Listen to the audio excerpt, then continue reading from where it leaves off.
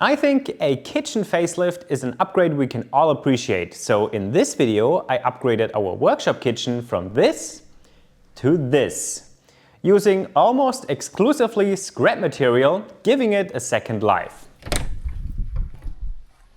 We basically have a fully functional kitchen with stove, oven, dishwasher, sink, coffee machine, kettle, a few cabinets, fridge and microwave. And everything looks fine, except when you get a little closer. For example, this drawer is held in place with tape, hopes and dreams. The dishwasher doesn't have a front panel, which it needs because it's too light and always self-closes. The bottom feet aren't covered or anything. Yeah, so we basically want to change out all the fronts, add the missing ones and other missing bits, and add a few more nice details. But since we don't have unlimited money, we are using materials we mostly have on hand. For example, leftover OSB panels from the workshop walls. And some leftover thicker wooden boards. I think that was a project from Robin. The idea is to cut this thicker board into strips, build frames from that, and then fill it up with OSB as panels.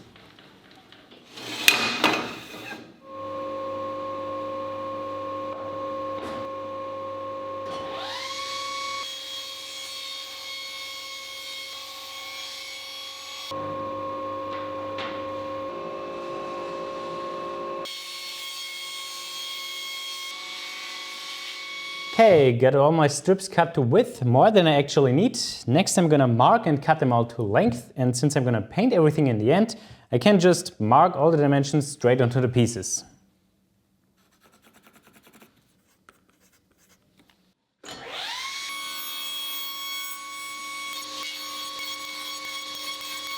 They are not at fine length, but a more manageable size for the next step, which is cutting a rabbet along the edge where the panels can later drop in.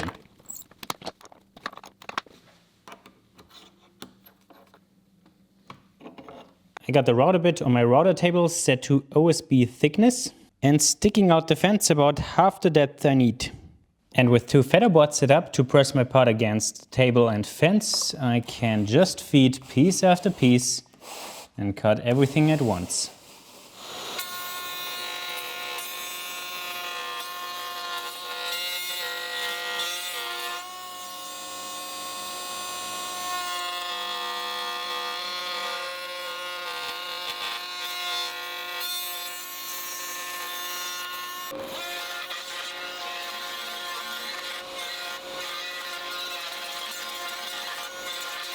For the second pass, you can see I raised up the front feather boards, so it primarily pushes on the part that's still touching the fence here, and not down here where it would push it into the bit, trying to rotate it and be catastrophic.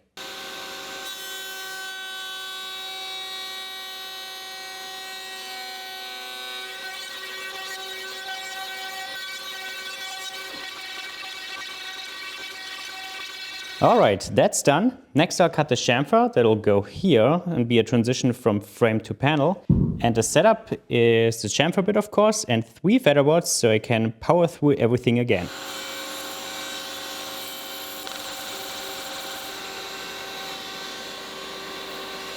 Quite amazing how much dust this created. This was the level before I started, up to here was sawing, and all this was routing. But now all the parts are prepared for cutting the miter joints and then put them together into the actual frames. So I went back to the kitchen to measure the dimensions of the current panels precisely, so I know exactly what I need to reproduce. Then I set up a 45-degree fence on my table saw and made a couple test cuts to ensure the miter I get is truly 90 degrees. Here are my precise dimensions and all parts. Let's get to work.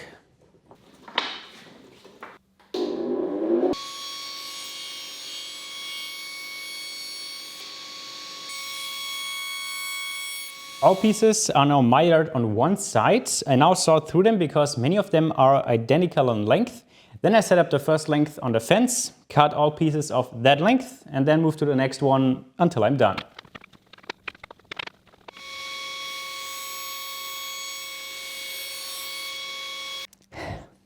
The first part I cut and I screwed it up. It's too short. I didn't make any spares, stupid me. So I just went through the router setup again to make another part. Yay! At least when it works, it's a lot simpler and quicker. Everything cut, no more hiccups, time for glue. Got them all soldered together. I have 11 frame glue ups in total, but only 2 band clamps, so this whole thing will take a while, but I can use that time waiting for editing this video.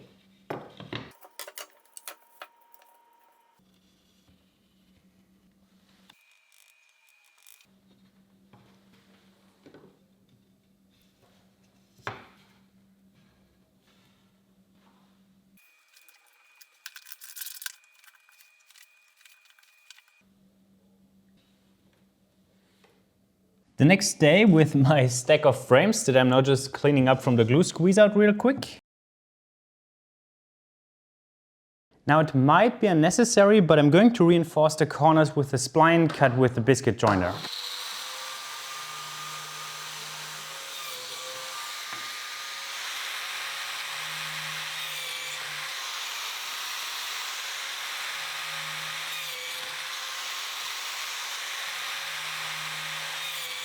Now a biscuit that's cut in half is enough for 2 sides.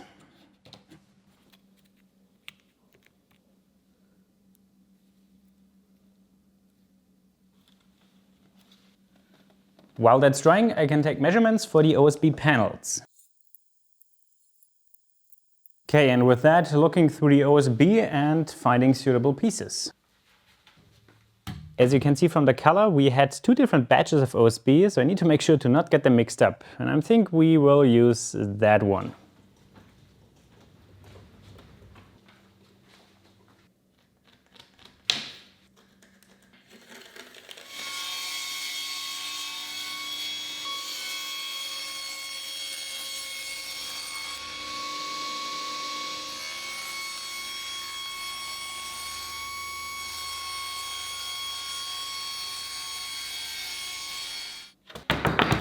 Everything cut to width, now to length.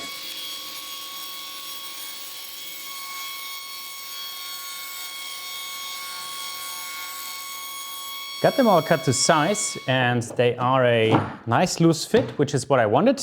The glue of the biscuits or splines is also dry, so now I can flush trim them.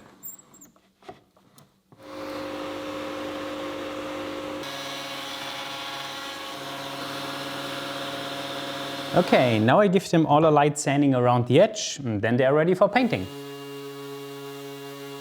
In terms of color, we are going with the wall paints, so the frames kind of match the wall, which could look nice. And we still have leftovers, so no need to buy paint.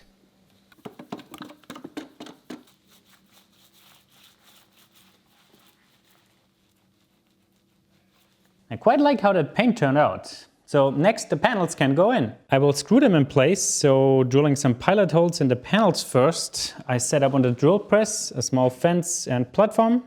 Let's do it.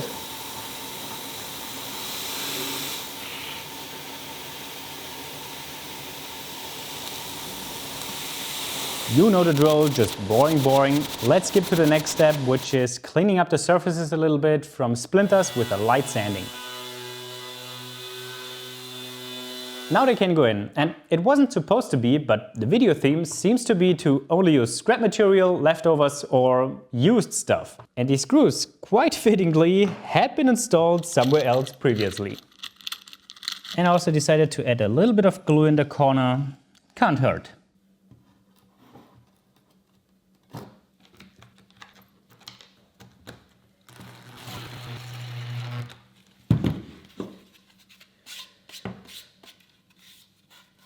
Well, that's my finished collection of different sized OSB panels and frames ready to hang to the wall at kitchen, except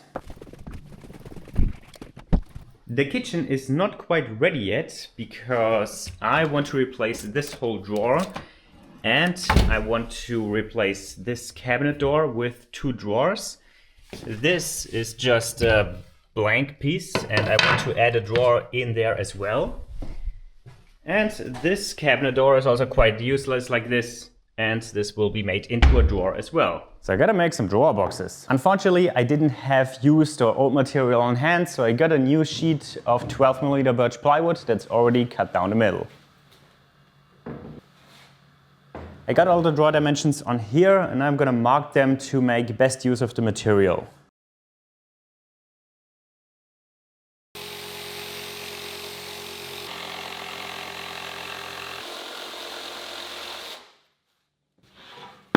Broken down into manageable pieces, I can now cut them to width and length on the table saw.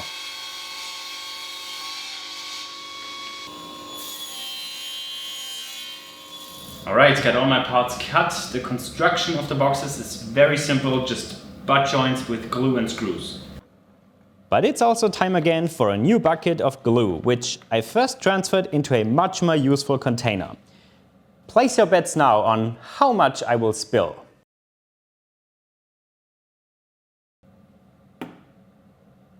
Yeah, it's not the first time I'm doing that, and I knew how the glue would behave. You just have to go for it. And from there, it's much simpler to fill my glue bottles. For pilot drilling the screw holes, I again set up on a drill press, so that should be quick and easy.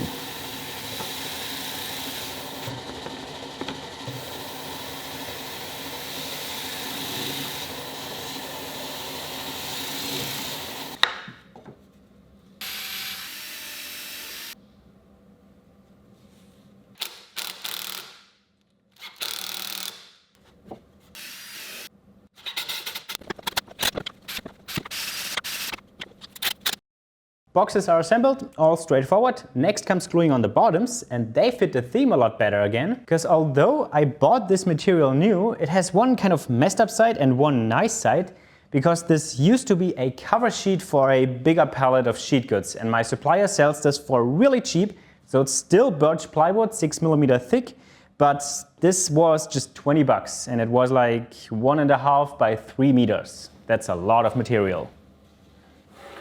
Got them cut out slightly oversized. I can now spread glue all around, then put on the first bottom, put on the second one, spread more glue, and then put the second box on top and clamp that together as a sandwich, which will then nicely distribute the clamping pressure.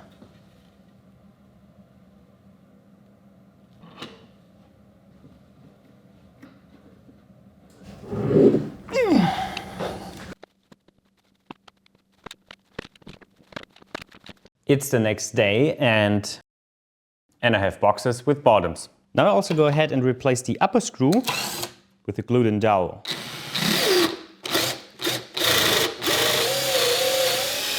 This clamp prevents the wood from splitting.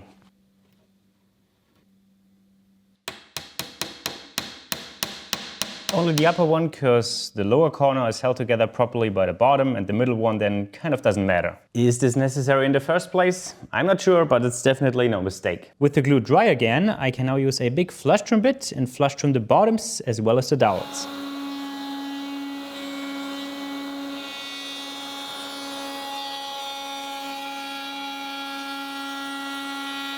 Okay, that's the boxes completed, and the dustbin completely full, but that's a problem for off-camera Marios. So next I can install the drawer slides, and they are new, but I had them for a couple years already for a project that didn't happen, so you'll be the judge if that still fits the theme.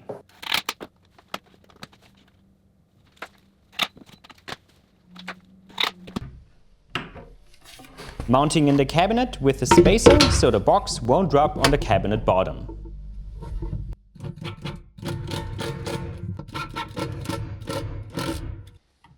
And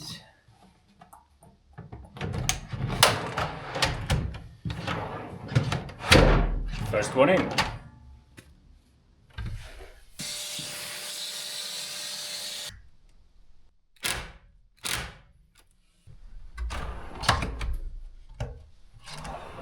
Finally getting rid of this drawer. Whoever taped that on used double-sided tape for some reason.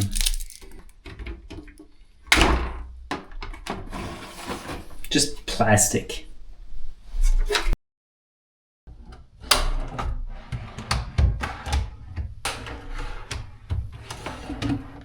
I'm pretty happy with that. Next now would be the fronts, but I'm waiting with that until everything is finished, because when I disassemble and reassemble everything after finished, stuff can shift around again, so I rather install it when it's final. And I'm now going to take care of the cabinet doors, because there I will replace the hinges with some soft close ones. They got so cheap with still a decent quality. This is €2 a piece, so it's kind of a no-brainer. They're also identical in size thanks to these kind of parts being standardized. What a great thing. So all I need to do now is to copy these hole positions to my new front. And that's pretty simple, because already a while ago I bought this jig and drill bits that are designed for drilling the holes for these cup hinges.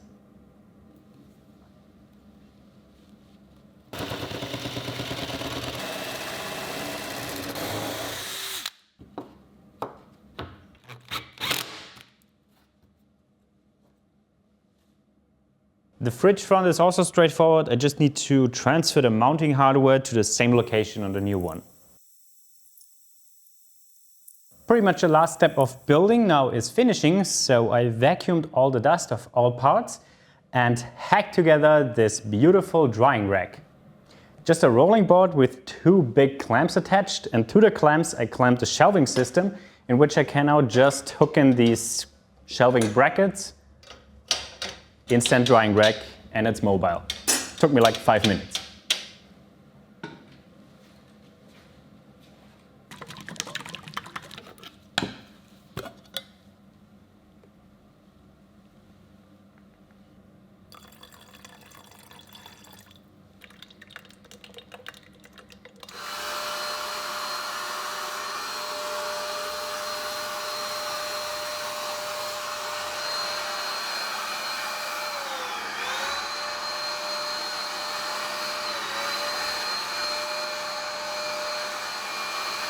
The finish cured for 2 days, after which I could bring the parts back into the shop, remount the hardware and put the boxes back into the cabinets. Part of the final assembly are of course also new handles, which unsurprisingly we 3D printed.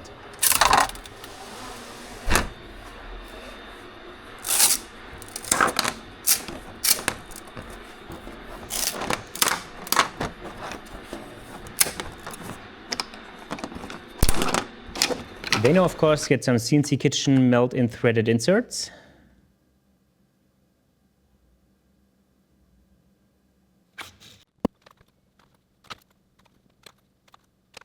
Then I made a template with a hole spacing that I can just align with the frame of the fronts, align it with the center mark and transfer the hole positions.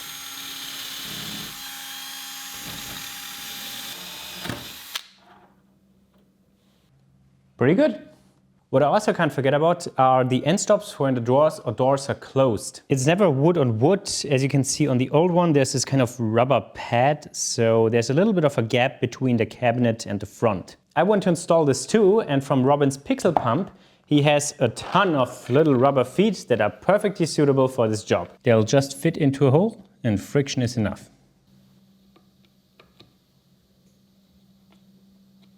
Well, now everything is ready for mounting and adjusting. That will take a while.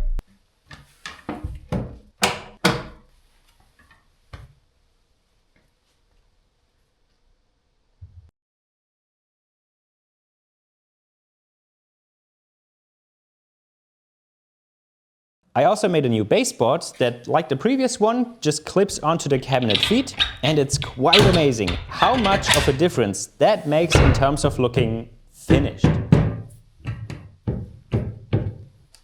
The last front can do nothing except for covering the sink, but it has the most satisfying mounting hardware. Print files for that are in the description. Ah, nice. And with that, it is complete.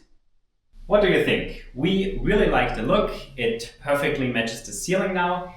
The drawers everywhere are a lot more practical than what it was before. And overall, it just looks more like finished, which it actually isn't. There's a little garbage can that needs a new home, which it already has, just not installed yet.